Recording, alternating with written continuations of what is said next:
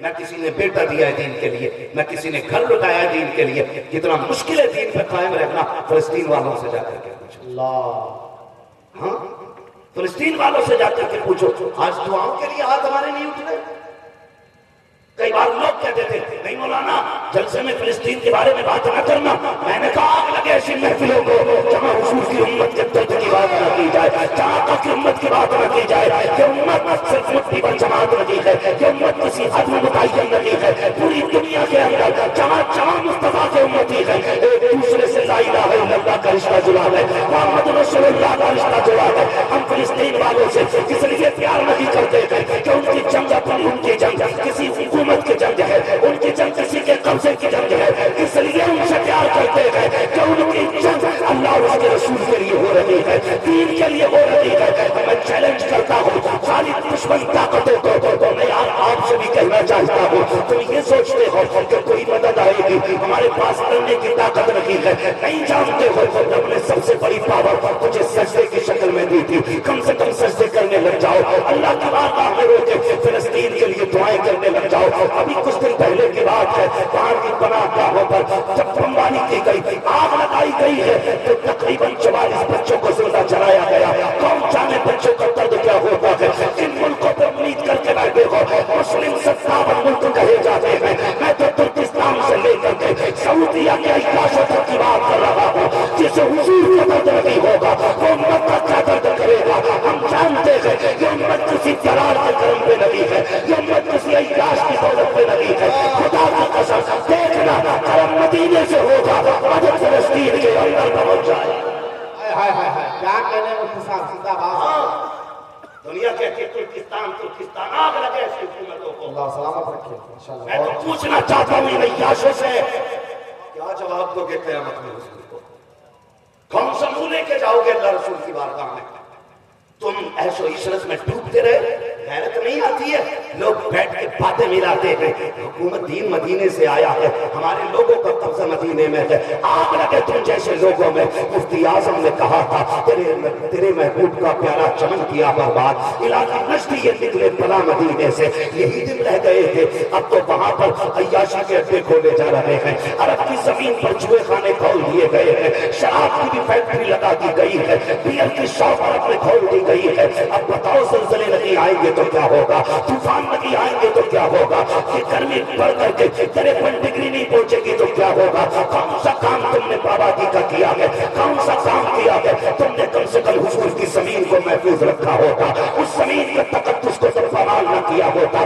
جانتے ہو وہ کون سی زمین ہے. میرا امام جب مدینہ شریف کی سرحدوں میں گیا ہے تو جوتے اتار دیے تھے. کسی نے کہا تھا اعلیٰ حضرت سے جناب کے پتھروں والی وادی ہے، جوتے پہن لو. انہوں نے کہا تھا اللہ اکبر اپنے قدم، اور یہ خاطفہ حضرت ملائکہ کو جہاں وضع سرزی ہے. یہاں جوتے پہننے کی بات کرتے ہو، یہ زمین تو سر سے بڑھ چلنے کی جگہ ہے. امام احمد رضا کو پیر کے ذریعے چلتے ہوئے خیرات آتی ہے. اس زمین کے تقدس کا عالم یہ ہے کہ 70,000 فرشتے صبح آتے ہیں، 70,000 شام کو آیا کرتے ہیں. تم نے چوہوں کے اڈے لگائے، عیاشی کے بازار کو گرم کر رہے ہو. یاد رکھنا جب اللہ کا عذاب آتا ہے تو اس کی لاٹھی پہ آواز ہوتی ہے، جب پڑتی ہے تو توڑ کے ڈال دیتی ہے. تمہارے باپ داداؤں نے حکومت کی ہے، یہ مت سمجھنا تم باقی رہ جاؤ گے. چاہے وہ ترکی کی سلطنت ہو یا سعودی عربیہ کی سلطنت ہو، موت سب کو آنی ہے. پھر یہ اعلان کیا جائے گا کل من علیہا فان ویبقی وجہ ربک ذو الجلال والاکرام. کچھ بھی نہیں بچنا ہے، صرف رب کی ذات باقی رہے گی. اگر خیریت چاہتے ہو طریقے بدل دو، اور طریقہ صرف یہ ہے کہ محمد سے وفا تمہیں تو ہم دے رہے ہیں. یہ جگہ چیز ہے کیا لوگوں کو ہم دے رہے ہیں. سبحان اللہ سبحان اللہ. نعرہ تکبیر، نعرہ رسالت، نعرہ رسالت. عظمت مصطفیٰ کانفرنس فیضان حضور مخدومیت. نعرہ تکبیر، نعرہ رسالت. لیکن ہماری قوم نہیں بدلی. اب بھی ڈی جے میں اتنے ہی گانے بج رہے ہیں، اب بھی شادیوں میں برابر ڈانس چل رہا ہے. کہیں لاشیں گر رہی ہیں اور تم ابھی ناچنے میں لگے ہو. اور جس قوم کے بچوں کو زندہ جلا دیا جائے اس کے منہ پہ مسکراہٹ اچھی لگتی ہے. کس منہ سے جاؤ گے اپنے رب کے حضور؟ کوئی تو حصہ لیا ہوگا ہم نے، ایک حصہ ہم نے رب کی بر نہیں لیا. ہاں تو بھائی کربلا کی تاریخ 1400 سال پرانی ہے، لیکن فلسطین کی تو بھی کل کی بات ہے، کل کی بات ہے۔ کربلا میں بھی پانی بند تھا، فلسطین میں بھی پانی بند ہے۔ کربلا میں بھی پیاسے شہید کیے گئے، فلسطین میں بھی پیاسے شہید کیے جا رہے ہیں۔ کربلا میں بھی اکبر کی لاش پر بہن نے پہرا دیا تھا، پھوپھی نے پہرا دیا تھا، حسین کی لاش پر سیدہ زینب نے پہرا دیا تھا۔ آج فلسطین میں بھائیوں کی لاشوں پہ بہنیں پہرے دے رہی ہیں۔ کیا یہ سچائی نہیں ہے؟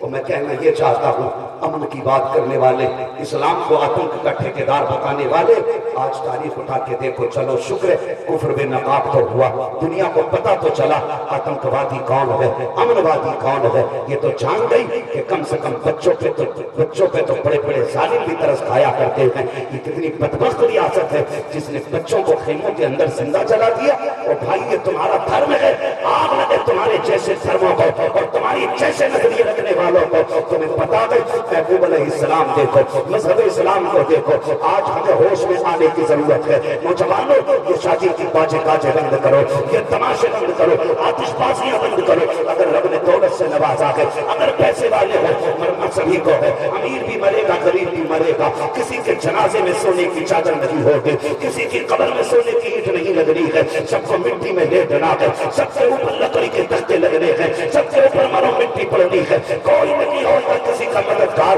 جب آخری تختہ لگایا جائے گا، قبر میں اندھیرا پھیلے گا، تب آنکھ عقل ٹھکانے لگ جائے گی۔ وہ جو دولت پہ ناز کیا کرتے تھے، وہ جو پاور کی بات کیا کرتے تھے، وہ جو امن کہہ کر کے امن کی بات کرنے کے بعد لوگوں پر ستم برداشت کیا کرتے تھے، پوچھا جائے گا جھنجھوڑ جھنجھوڑ کر آج کا امید لے کے آیا ہے، کا کرم کی امید ہے۔ پھر پوچھا جائے گا کل جب تیرے اندر رحم نہیں تھا، آج رحم کی امید کیوں لے کے آیا ہے؟ کل تو نے رحم کیا ہوتا، آج تیرے اوپر رحم کیا جاتا۔ اور میری قوم کے نوجوانوں، رب نے تمہیں دولت سے نوازا ہے تو اس پیسے کو عیاشی میں نہ لگانا۔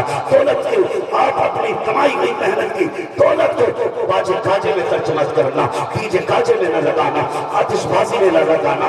اگر آپ کے پاس پیسہ ہے، انتظام نے ادارہ قائم کیا ہے، بچیوں کی تعلیم کے لیے بڑا قدم اٹھایا ہے، وہ پیسہ اٹھا کر کے لا کے ان کی گود میں ڈال دو اور پھر حساب لینے کے لیے مت آنا۔ میری قوم کا گندا رویہ یہ ہے، جو 10 روپے دیتا ہے وہ 1 لاکھ کا حساب لیتا ہے۔ شرم آنی چاہیے، جو دے نہیں سکتے ہو کم سے کم ذلیل کرنے کی کوشش تو نہ کیا کرو۔ تم کون ہوتے ہو حساب لینے والے؟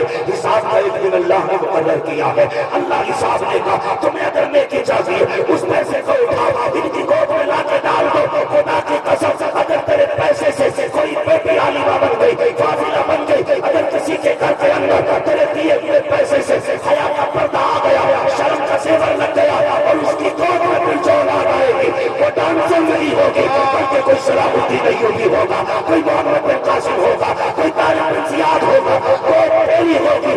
آنے والا